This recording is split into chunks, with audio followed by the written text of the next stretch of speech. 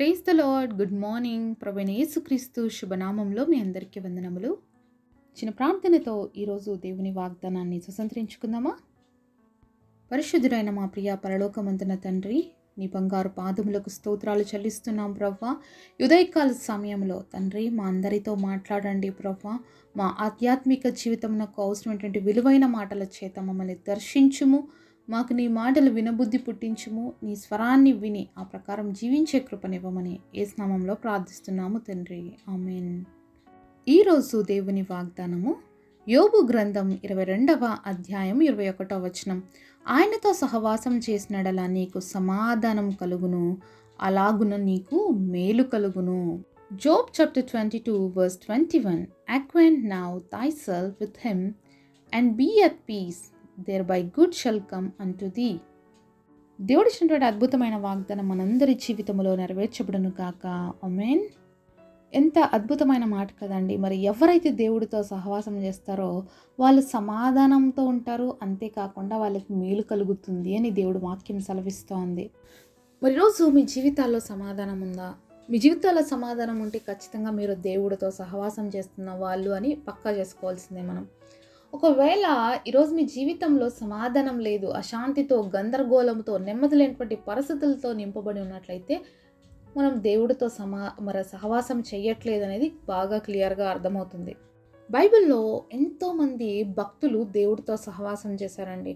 మరి హానోకుని చూసినట్లయితే దేవుడితో కూడా నడిచాను అని చూస్తున్నాం. అంటే మరి హానోక్కి పెళ్ళి కాలేదా, పిల్లలు లేరా అంటే అన్నీ ఉన్నాయండి. పెళ్ళి జరిగింది, పిల్లలు ఉన్నారు. అయినప్పటికీ కూడా దేవుడితో సహవాసం చేయడము ఆయన ఎప్పుడు కూడా కొనసాగిస్తూనే వచ్చాడు. చాలాసార్లు మనందరం ఏం చేస్తుంటామంటే మరి ఏమీ లేనప్పుడు దేవుడితో సహవాసం కలిగి ఉంటాము. దేవుడు ఒక్కొక్కటిగా మనకి ఇవ్వడం స్టార్ట్ చేస్తే మెల్లమెల్లగా దేవుడిని విడిచిపెడుతూ ఉంటాం. అంతే కదా అండి. దేవుడికి ఇచ్చే సమయాన్ని మిగతా వాటికి ఇస్తూ ఉంటాం. అలాగా దేవుడితో మన సహవాసం అనేది తగ్గిపోయినప్పుడు మన జీవితంలో ఎన్ని ఉన్నా కూడానండి, దేవుడితో సహవాసం లేకపోతే మన జీవితంలో సమాధానం అనేది ఉండదు. పెళ్ళికి ముందు అందరం బాగుంటామండి, బాగా దేవుడితో సహవాసం చేస్తాము అంటాం. పెళ్ళైన తర్వాత చాలా కష్టమైపోయిందండి, మరి ఇండ్లు మేనేజ్ చేసుకోలేక, పిల్లల్ని మేనేజ్ చేసుకోలేక, భర్తలతో, భార్యలతో అని చెప్తూ ఉంటాం. నిజంగా సహజమే ఇవన్నీ కూడా. మరి హానోక్ ఏ విధంగా సాధ్యమైంది? ఎందుకంటే హానోకు దేవుని ప్రేమించాడు. అలాగే దేవుని ప్రేమిస్తే ఖచ్చితంగా మన జీవితంలో దేవుడికి ఇవ్వటానికి సమయం ఉంటుందండి. సాకులు చెప్తాం కొన్నిసార్లు, ఎందుకు తెలుసా? మనకి ఇష్టం లేక. ఎన్నో ఆటంకాలు చెప్తాం, ఎందుకంటే మనకు చేయబుద్ధి కాక. అంతేకాని మరి వేరే కారణాలు మనం చూపించినంత మాత్రాన మన ప్రార్థనా జీవితంలో, అలాగే మన ఆధ్యాత్మిక జీవితంలో తగ్గిపోవడానికి అవేవి రీజన్స్ కాదు అని మాత్రం తెలుసుకోవాలి. మిగతా వాటన్నిటికీ సమయం ఇచ్చినటువంటి మనము దేవుడి విషయంలోకి వచ్చేసరికి ఎందుకు సమయం ఇవ్వలేకపోతున్నాము? ఎందుకు ఆయనతో సహవాసం చేయలేకపోతున్నాము? ఈరోజు గంటల తరబడి మొబైల్ స్క్రోలింగ్లో, తర్వాత షాపింగ్స్లో, వీటన్నిటికీ మన దగ్గర సమయం ఉంటుంది, కానీ దేవుడికి ఇవ్వటానికి సమయం లేదు. దేవుడితో కూర్చొని మాట్లాడడానికి సమయం లేదు. ఎన్ని రోజులు అయిపోయిందండి దేవుడితో మాట్లాడి? మీరు ఎన్ని రోజులు అయిపోయింది దేవుడితో సహవాసం ఆపేసి? ఒకవేళ ఈరోజు దేవుడితో మీకున్న సంబంధం అనేది లేకుండా పోయి ఉంటే దయచేసి తిరిగి దాన్ని రీబిల్డ్ చేసుకోండి. ఎందుకంటే దేవుడితో సహవాసం అనేది మన జీవితంలో ఉండాలి. మనము దేవుడితో కానీ సహవాసం చేయకపోతే ఎవరితో సహవాసం చేస్తాము? సాతానుతో సహవాసం చేస్తాం. సాతాను ఏం చేస్తాడు? మనల్ని మరి మనలో ఉన్న సమాధానాన్ని, మనలో ఉన్న శాంతిని దోచేసుకొని మనల్ని వదిలేస్తాడు. మన పరిస్థితి ఏ విధంగా అయిపోతుందంటే, ఆ రోజు దొంగల చేత కొట్టబడినటువంటి వ్యక్తి జీవితంలో ఏ విధంగా యెరూషలేమును విడిచిపెట్టి యెరికో ప్రాంతంకి వెళ్తున్నటువంటి ఆ వ్యక్తి జీవితంలో జరిగిందో, దోచుకోబడ్డాడు, కొట్టబడ్డాడు, మరి కొన ప్రాణంతో విడవబడ్డాడు. మరి అతనుకున్న వస్త్రాలు సహితం కూడా దోచుకొని వెళ్ళిపోయారు. ఈరోజు సాతాను అంతే, మనలో ఉన్న సమస్తాన్ని దోచేసుకుంటాడు. మనం గిలగిలా కొట్టుకుంటే చూసి నవ్వుతూ ఆనందిస్తాడు. మరి దేవుడి వాక్యం ఈ విధంగా సెలవిస్తుంది, దుష్ట సాంగత్యం మంచి నడవడికను చెరుపును అని. కాబట్టి మన జీవితంలో మనం ఎంత మంచిగా ఉండాలని ఆశపడినా కూడా సాతానుతో స్నేహం చేస్తే మన యొక్క ప్రవర్తన, మన యొక్క నడత అంతా కూడా మారిపోయి దేవుడి నామానికి అవమానకరంగా జీవించాల్సిన పరిస్థితులు వస్తాయి. మరి దేవుడితో సహవాసం చేసినటువంటి ఎంతోమంది భక్తుల జీవితాల్లో చూసినప్పుడు వాళ్ళు ఎంతో ఫలభరితంగా ఉన్నారండి. మరి మన ఆది పితరులు అయినటువంటి అవ్వ ఆదాముతో కూడా ప్రతిరోజు దేవుడు సాయంత్రం పూట వచ్చి వాళ్ళతో మాట్లాడేవాళ్ళు, వాళ్ళతో స్నేహం చేసేవాడు. మరి దేవుడు మనల్ని లోకంలో సృష్టించుకోవడానికి ఉన్న రీజన్ అది, మనం దేవుడి బిడ్డలుగా ఉండాలని, ఆయనతో సహవాసం కలిగి ఉండాలని. కానీ ఎప్పుడైతే సాతాను మాట విని తినొద్దన్న పండు వాళ్ళు దేవుడు చెప్పిన మాటకు వ్యతిరేకంగా చేసి తిన్నారో, వాళ్ళ జీవితాల్లో దేవుడి సహవాసం అనేది కోల్పోయారు. దేవుడు వాళ్ళ దగ్గరకు వచ్చి మాట్లాడుతూ ఉన్నారు, అయినా వాళ్ళు దేవుడి స్వరం వినడానికి భయపడుతూ ఉన్నారు. అంతేకాకుండా దేవుడు ముందరికి రావడానికి కూడా భయపడుతున్నారు. ఏమైంది ఆదాము, ఎక్కడున్నావు అంటే, అయ్యా నీ స్వరం విని నేను దాక్కునున్నాను, నాకు బట్టలు లేవని చెప్తున్నారు. కారణం ఏంటి?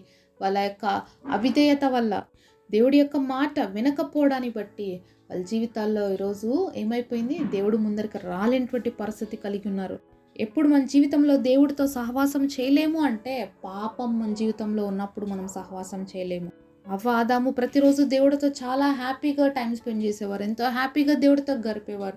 ఎప్పుడైతే వాళ్ళ జీవితంలోకి పాపం ఎంటర్ అయిందో అప్పుడు వాళ్ళు దేవుడిని చూసి భయపడుతున్నారు. వాళ్ళు చేసిన తప్పును బట్టి వాళ్ళు భయపడుతూ ఉన్నారు, కానీ వాళ్ళ జీవితాల్లో దేవుడితో సహవాసం చేయటానికి ధైర్యం సరిపోలేదు.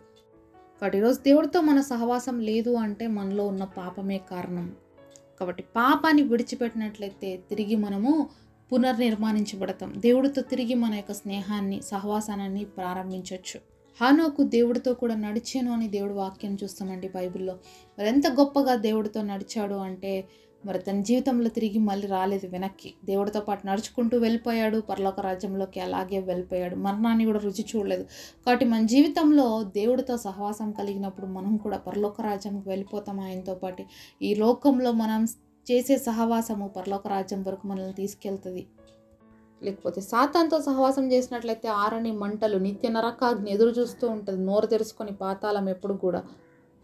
ఆ భయంకరమైనటువంటి స్థలంలోకి మనం వెళ్ళకూడదనేనండి దేవుడు ఈ లోకానికి వచ్చాడు. నీతో నాతో సహవాసం చేయటానికే మరి దైవ కుమారుడుగా ఉన్నటువంటి ఆయన సమస్తాన్ని విడిచిపెట్టి మానవుడిగా, రిక్తుడిగా ఈ లోకంలో జన్మించాడు.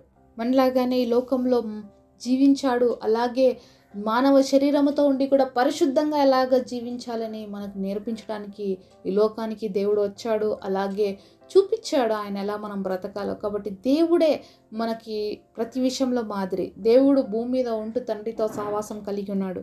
పొద్దునంతా కూడా పరిచర్య చేస్తూ వచ్చాడు. రాత్రి నుంచి తెల్లవారే వరకు కూడా ఆయన ప్రార్థనలతో తండ్రితో సహవాసంలో ఉండేవాడు. దేవుడితో మనము సహవాసం కలిగి ఉండాలంటే ప్రార్థన జీవితం కలిగి ఉండాలి, పరిశుద్ధమైన జీవితాన్ని మనం కలిగి ఉండాలి. ఈరోజు దేవుడితో కానీ గడిపేటువంటి అనుభవం మనలో లేదు అంటే ఎక్కడో పాపం మనలో చేరి ఉంది అనేది మనం గ్రహించుకొని దేవుడు మనతో మాట్లాడుతుండగా మనం సరి చేసుకుందామండి. మనం దేవుడితో సహవాసం కలిగి ఉంటేనే మన జీవితాలు సమాధానంగా ఉంటాయి, నెమ్మది కలిగి ఉంటాయి. అంతేకాకుండా మేలు కలిగి జీవిస్తాం అన్నమాట. అదే కానీ దేవుడితో సహవాసం లేకపోతే మన జీవితంలో గందరగోళమైన పరిస్థితులు, అశాంతితో నింపబడి ఉంటాము. ఎందుకంటే మన జీవితం పైన సాతాను ఏలుబడి చేస్తాడు కాబట్టి. మరి దేవుడితో సహవాసం చేసినటువంటి అబ్రహాం జీవితంని చూసినట్లయితే, అబ్రహాం నా స్నేహితుడు అంటాడండి దేవుడు. కాబట్టి అంత సన్నిహితుడుగా దేవుడితో సహవాసం చేశాడు అబ్రహాం. దేవుడు పరలోక రాజ్యం నుంచి దిగి వచ్చేవాడు అబ్రహాంతో సహవాసం చేయడానికి. ఈరోజు దేవుడు నీతో నాతో సహవాసం చేయాలనుకుంటున్నాడు. ఆ రోజు హనోకు కోసం దేవుడు దిగి వచ్చాడు, ఆదాం కోసం దిగి వచ్చాడు, అబ్రహాం కోసం దిగి వచ్చాడు స్నేహం చేయడానికి. ఈరోజు నువ్వు నేను అలాంటి పరిస్థితులు దేవుడికి ఇస్తున్నామా? పరలోక రాజ్యాన్ని వదిలి వచ్చి మనతో పాటు ఉండడానికి.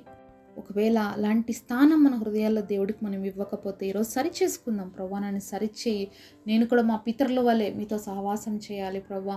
హనోకు వలె పరలోక రాజ్యం వరకు నీతో నడిచి రావాలి, పరలోక రాజ్యంలో నిరంతరం నీతో పాటు ఉంది ఆనందించాలి, నాకు ఆ కృపనివ్వని చెప్పి దేవుడి సన్నిధిలో ప్రార్థన చేద్దామా?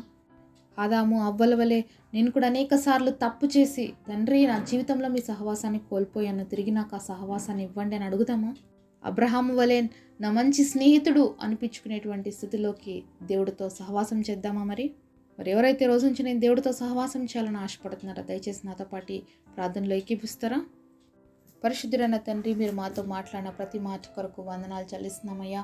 అయ్యా మీతో సహవాసం చేయటం మాకు నేర్పించండి. ఎక్కడ మాలో ఏ పాపాలు ఉండడం వల్ల మీతో సహవాసం చేయలేకపోతూ వస్తున్నామో, అలాగే ఎక్కడ ప్రభా మా జీవితంలో మీకు దూరమై ఉన్నామో ఆ పరిస్థితులన్నింటినీ కూడా మా జీవితాల నుంచి దూరం చేసి పరిశుద్ధంగా యథార్థంగా జీవించడానికి, అలాగే మీతో సహవాసం కలిగి నడుచుకోవడానికి ఈ గొప్ప వాగ్దానం అందరి జీవితంలో నెరవేర్చమని యేసు నామములో ప్రార్థిస్తున్నాం తండ్రి. ఆమేన్. ఈరోజు బర్త్డే అలాగే వెడ్డింగ్ యానివర్సరీ సెలబ్రేట్ చేసుకుంటున్న మీ అందరికీ కూడా wish you happy birthday and happy anniversary.